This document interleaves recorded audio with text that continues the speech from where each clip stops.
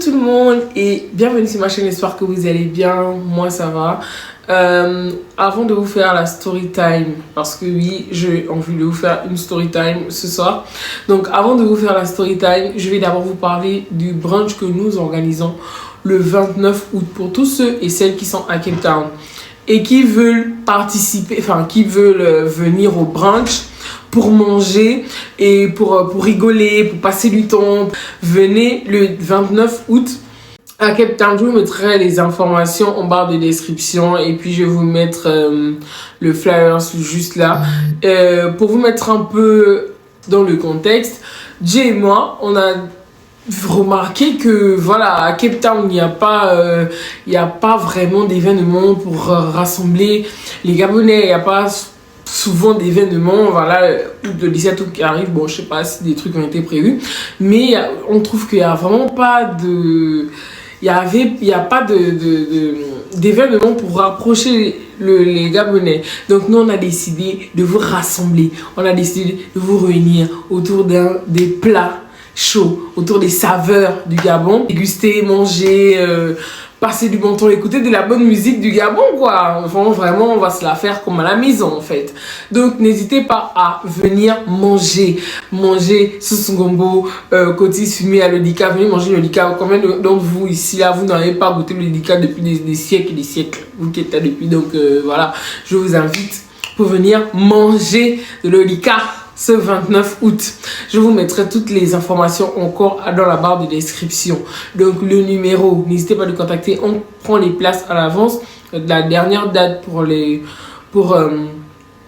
réserver, c'est le 20 août. Donc commencez déjà à réserver pour ne pas être à la dernière minute en train de chercher des places, parce que les places sont vraiment limitées. Il n'y aura pas des places à l'infini, il n'y aura pas 100 personnes, il n'y aura pas 50. Donc voilà, il n'y a que 40 places. Peut-être moins, mais bon, je vais pousser quand même jusqu'à 40. On va quand même pousser jusqu'à 40. Donc il y aura 40 places. Donc, compte sur vous, parce que je vais me tuer à vous faire à manger. Je vais me tuer à vous préparer de la nourriture. Voilà, donc honorez-moi de votre présence, s'il vous plaît. Je sais que vous êtes très nombreux à me regarder, je sais. En tout cas, voilà, story time. Je vous raconte la fois où j'ai fugué de chez moi. Parce que pour moi, ma mère en faisait trop, j'en avais marre d'elle.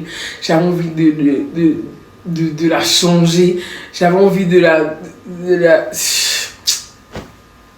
J'en pouvais plus. C'est-à-dire que pendant toute mon adolescence, je me demandais mais est-ce que c'est ma mère en fait? Est-ce que la femme là qui est devant moi, que je vois tous les jours de ma vie là, est-ce que c'est ma mère? Qu'est-ce que j'ai fait à la femme là? J'ai volé quoi à cette dame là? Pourquoi elle me traumatisait tant? Parce que ma mère, il faut savoir que ma mère, elle m'a traumatisé. Au fait, et j'étais son ballon. Je détestais être avec ma mère. Je détestais vivre avec ma mère. Je détestais. Mais je la détestais pas.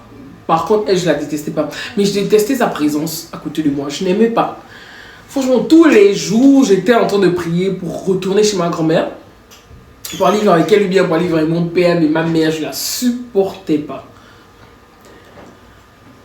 Le jour où j'ai fugué, je fugue pourquoi? Parce que ma mère enchaînait des traumatismes.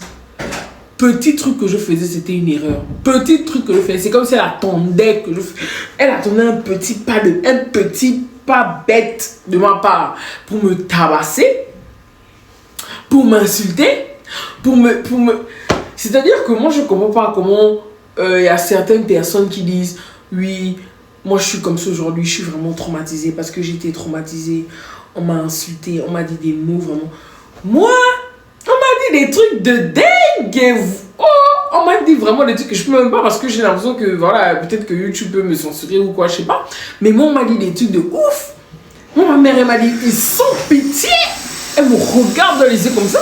Quand j'ai dit que je vais même me suicider, je sais même pas si YouTube permet les...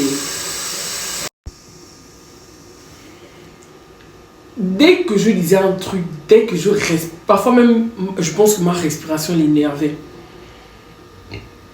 parfois j'avais l'impression que ma respiration énervait ma mère à un plus haut point, au point de me, je sais pas, au point de me faire un truc de malade, mais ma respiration, j'avais l'impression que non.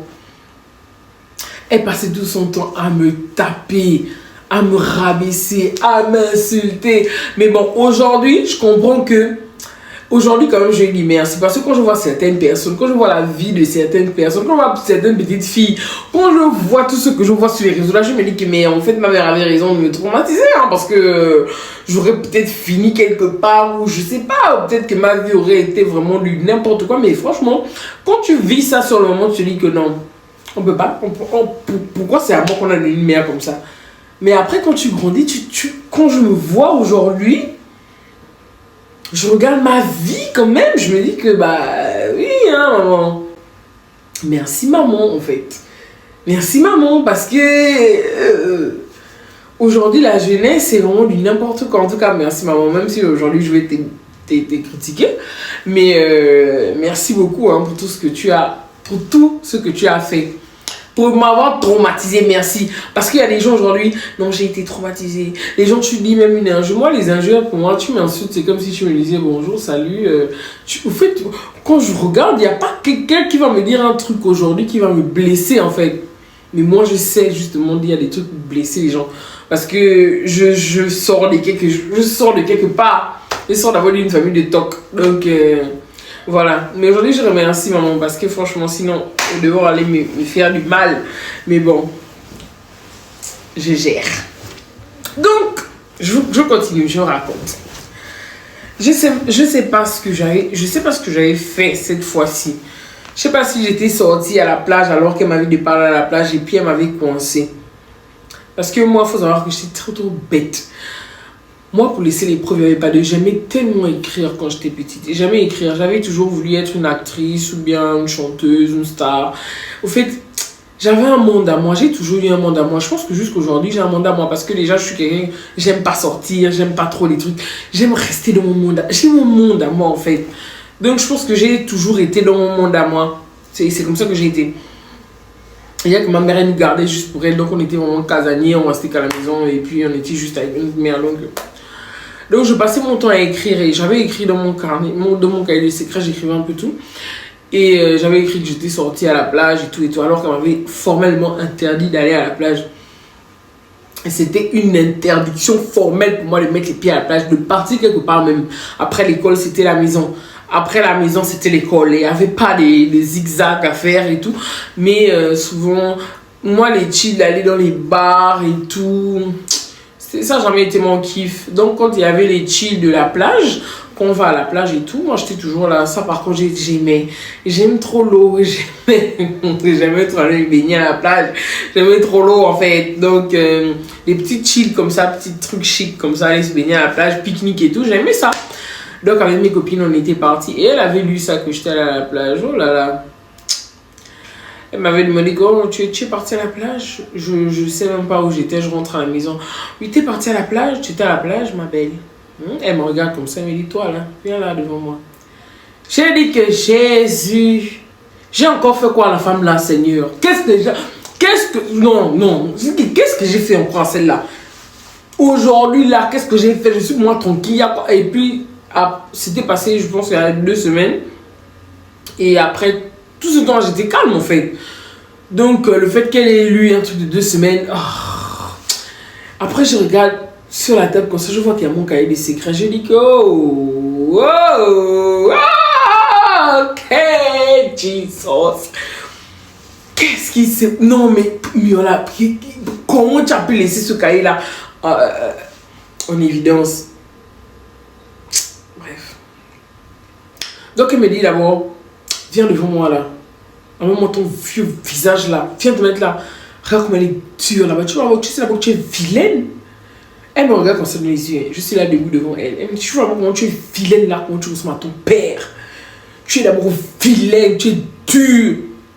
Tu as d'abord la tête dure. Tu as tes muscles. Tu es d'abord noir. Est-ce que tu... Elle me dit, tu es d'abord dure. Tu es d'abord noir. Tu es vilaine. Et toi qui es parti à la plage, je t'ai dit quoi là, à propos de la plage? Tu es parti faire, oh, je ne suis pas parti à la plage, je t'ai pas... Tu es sûr que tu n'étais pas à plat, tu joues avec moi, tu veux mentir avec moi. En plus, c'est ça, tu me montres. C'est sûr qu'elle avait ses problèmes là-bas, elle voulait juste déchaîner ça sur moi. Parce que quand elle a lu, elle avait bien vu que c'était passé. Tu peux me frapper pour un truc qui est passé. Tu vois, non, qu'on me tape. Et j'étais assez grande pour qu'elle arrête de me frapper, en fait. J'étais vraiment assez grande pour qu'elle arrête de me frapper. Mais cette femme. Non, j'étais pas. Je vous jure que. Dès qu'elle disait mon nom, j'étais déjà traumatisée. J'avais déjà la haine que, mais celle-là, elle me veut quoi? Je vous jure qu'elle s'acharnait sur moi. Elle s'acharnait sur moi. Une gentille fille comme moi, je suis gentille, hein? Une gentille fille comme ça, dans la femme aussi, non. Elle est carrément à l'origine de beaucoup de trucs de ma vie en ce moment. J'aime rester seule, j'aime pas m'attacher aux gens. Quand j'ai une amie, bref, c'est long, écoutez, bref. Donc du coup, elle commence à m'insulter, je la chante, lui à regarder. Je baisse, après j'ai commencé à baisser ma tête parce que je pouvais plus, je ressens seulement la mamie qui m'a dit couh, j'ai dit que j'avais et si seulement resté là et je ne pouvais même pas crier parce qu'il y avait les voisines, les petites voisines en bas là qui faisaient trop genre déjà que je parlais pas avec elles, donc elles étaient en train de faire d'abord, elles faisaient d'abord des petites filles girly là, machin en bas là, donc il fallait que je garde ma dignité. Pendant qu'on était en train de me taper, avec le balai, avec les marmites, la ceinture, en train de bien me frapper pour un truc que j'ai fait il y a 2 semaines. Non, franchement, sincèrement, toi aussi à un moment donné, tu exagérais, tu abusais. Ah non. Du coup, quand elle a fini de me frapper, j'ai dit que c'est pas grave, je suis allée me laver tranquille, je suis allée m'allonger parce que moi je suis très rancunière, j'avais pas envie de manger, tout ça. Elle me disait de venir manger. Après, elle a fini de te frapper. Tu vois, les parents ont fini de te frapper. Après, on te dit qu'il vient manger là. Et que qui? Je suis allée m'allonger. J'ai attendu quand elle est partie au travail. J'ai fait mes bagages. Et où je partais là-bas, il y avait un joli garçon là-bas. Il y avait un joli garçon là-bas. C'est lui qui m'a motivé à faire mes bagages. C'est lui qui avait même motivé à faire mes bagages. J'ai fait mes bagages, je suis partie. Elle est venue à la maison, mais elle a disparu, mais elle n'est pas là. Elle s'en foutait. Oh. Si je vous dis que non, ma mère m'a cherché. Elle m'a cherché. J'avais fui, j'étais partie chez ma tante. J'étais chez ma tante, j'étais bien. Je respirais. Ma mère n'était pas là, c'était trop bien. Je respirais. Mon petit frère me manquait parce que j'avais que mon petit frère. Donc, par contre, lui me manquait vraiment. J'étais là, je me disais, bon, bref, j'étais chez ma tante et ma grand-mère était là en même temps, donc je profitais d'elle parce qu'elle n'était pas tout le temps là. Souvent, elle restait à Manda, mais elle était montée cette fois-ci, donc j'étais bien, j'étais au calme là-bas. J'ai fait 1 jour, bien 2 jours, 3 jours, j'ai faisais ma star là-bas. Alors que j'ai fugué. Et ma tante aussi, elle n'a pas demandé que ho-ha. Elle s'est là pour aussi informer ma mère que non, je suis là et tout, rien. Je ne sais même pas ce qui s'est passé. 1 jour, 2 jours, 3 jours. Elle me cherche pendant longtemps. Ma mère. Elle veut sa vie. Et elle n'a qu'à partir. Peut-être c'est elle que même si elle sont la même découpée là, c'est son problème. Ça me regarde un peu. Elle ne me cherchait pas. Mais je ne sais pas, c'est une de mes tantes qui est venue chez ma tante et qui a dit que j'étais là-bas. Voilà. Et c'est quand elle a appris que j'étais là-bas qu'elle a débarqué maintenant la nuit. Venue me chercher. Quand elle débarque comme ça là, le joli garçon là, il était même là, il était chez nous, il était chez ma tante parce qu'on était en train de veiller, on était en train de raconter des histoires, on était tous en train de parler. Et là, Chakala, the sorcière, est arrivée. Tu vois les gifles? C'est pas les gifles qu'elle m'a lapidé, c'est pas les gifles qu'elle est en train de me sortir comme si c'était le pain au lait ou bien le jambon. Et devant le joli garçon là, dans qu'est-ce que j'ai fait pour mériter une mère comme ça? Elle m'a bien tapé. Elle m'a dit, oh, mais ma grand-mère, laisse l'enfant et tout. Ah, mais là, c'est ma grand-mère. Ah, mais c'est ma grand-mère. Que oui, toi, tu prends mon enfant. Tu peux me dire qu'elle est là. Moi, je suis là. Ça fait 3 jours qu'elle est pas là. Elle m'a dit qu'elle ne savait pas où. Prends seulement ton ballon que tu aimes shooter. Prends seulement ton ballon que tu aimes shooter tous les jours et puis tu l'emmènes. Faut pas embêter les gens et tout. Ouais, c'était de shooter avec ma tante et tout. Après ma prise, il pleuvait même. Je disais que sauvez-moi. Sauvez-moi, je ne veux pas retourner avec elle, je ne veux pas retourner en enfer, s'il vous plaît, sauvez-moi. J'avais tellement. En fait, tout mon adolescence, une adolescence, adolescence, oui. Toute mon adolescence, j'avais tellement envie que mon père vienne me chercher, vienne me délivrer, quoi. Non, c'est-à-dire que je vous raconte ça, j'ai même la flemme, en fait. J'ai vraiment la flemme.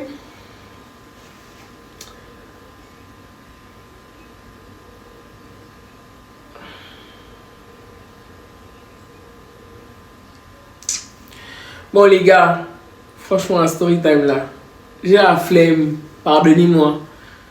C'est pas tous les jours aussi que waouh. J'ai la flemme, donc bisous. Bye. À la prochaine vidéo.